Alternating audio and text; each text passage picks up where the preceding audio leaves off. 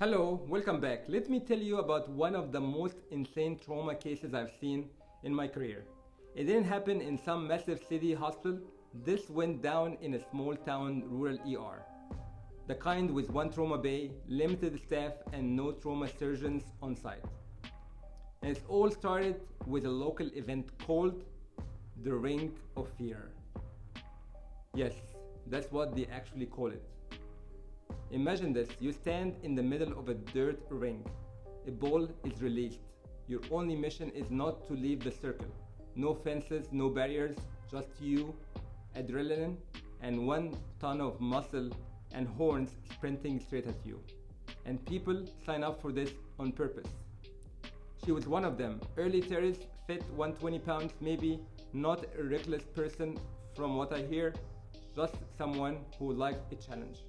But that bull didn't care. The second the gate opened, the bull locked eyes, lowered its head, and charged. She didn't flinch, didn't run. She stood her ground, which is exactly what the crowd came to see. And then strike. Boom! She gets launched into the air like she weighed nothing. Spins, crashes down on her side flat onto packed dirt. And she didn't move. People rush in, screaming, waving. The crowd goes quiet.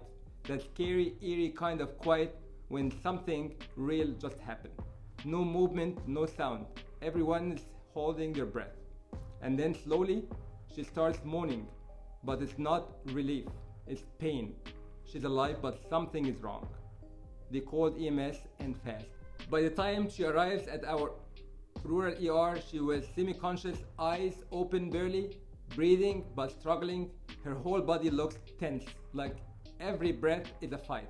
And her voice when she tries to talk is hoarse, like someone who just sprinted for their life.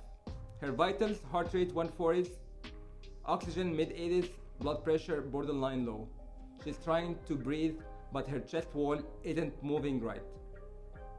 And that's the moment you know this is not just bruises.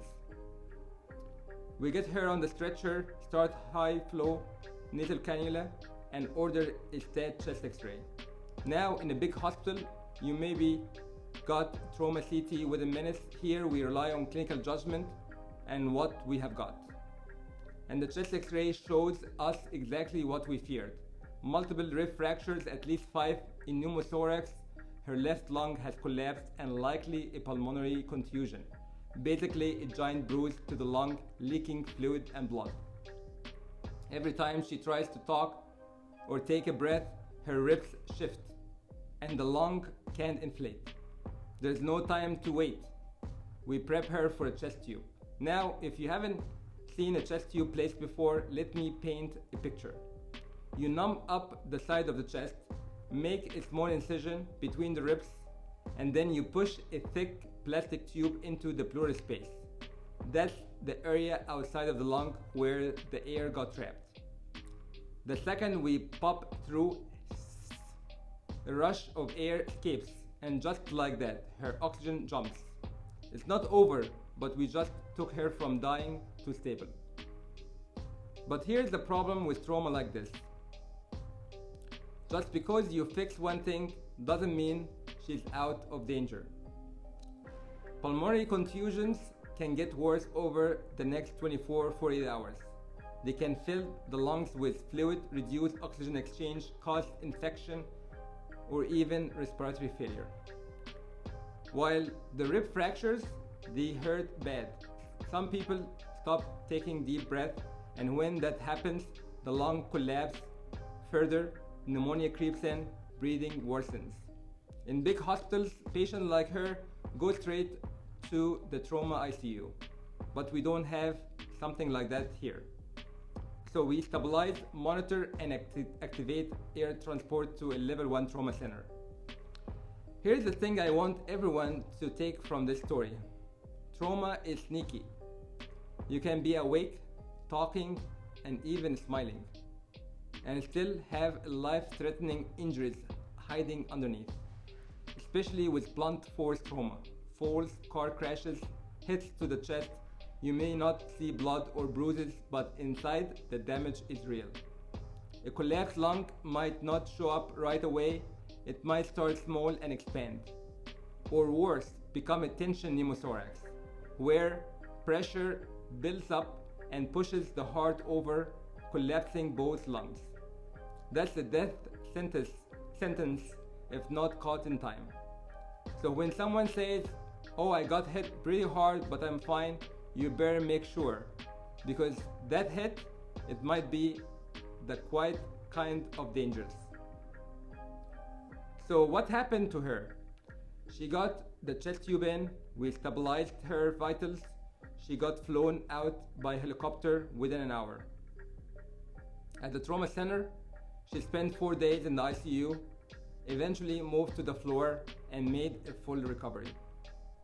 But it could have gone 100 other ways.